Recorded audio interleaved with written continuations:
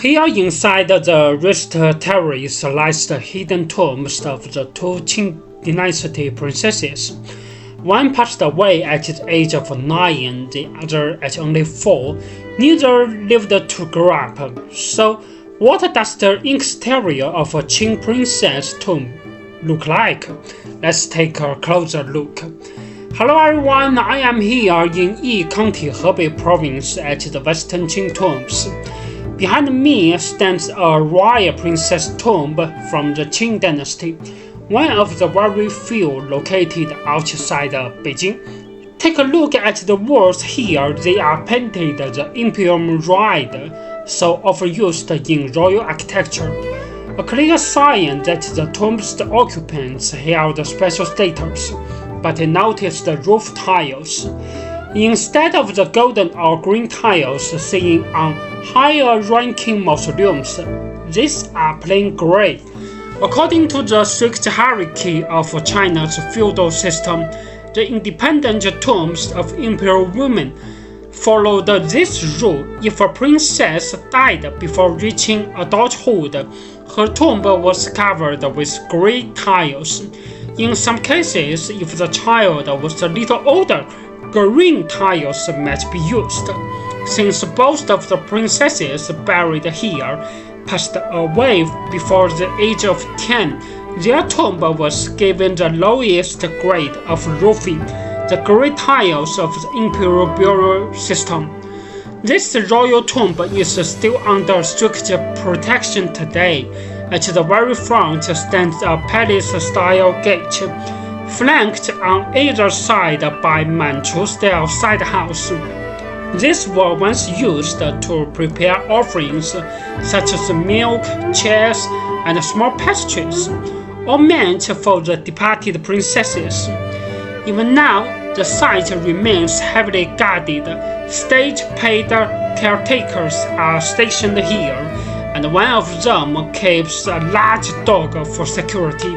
Another big dog patrols inside the county yard itself, making it quite difficult to get close to the inner compound.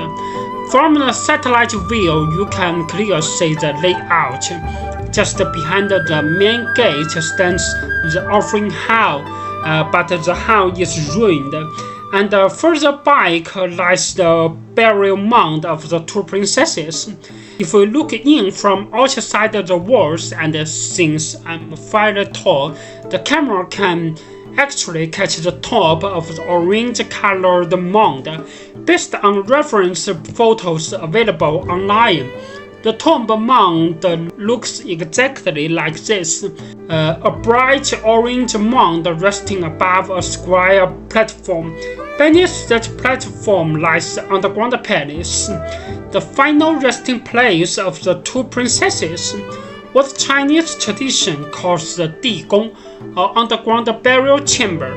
Of the two burial mounds, the one on the left belongs to Princess Huian, who lived at the age of 9 from 1786 to 1795.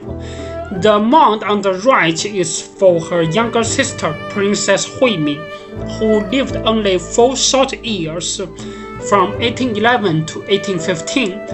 In fact, the survival rate of the Qing Dynasty princes and princesses was relatively low. One major reason was the lack of effective treatment for many childhood illnesses in pre-modern times.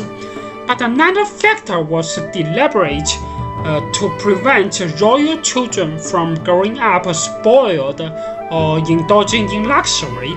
The court strictly controlled their diets, often keeping them half-hungry. As a result, when disease struck, many princes and princesses simply lacked the strength to survive. Meanwhile, in Europe, according to research from Oxford University, the mortality rate among royal children on the continent was about 70.2 at the end of 18th century. In China, at the same time, it was around 40%. The best performing case was the British royal family with a child a mortality rate of roughly 8.6%. As an agrarian empire, China was already falling noticeably behind the European states, many of which had begun to industrialize. Finally, let's take one last look at the stone-built terrace. Its purpose was to raise the underground palace of the two princesses, making the burial mounds appear more prominent. Since the tomb was built on flat plains, the high platform of stone and tempting earth was deliberately constructed to elevate the mounds, giving the entire site a stronger sense of grandeur.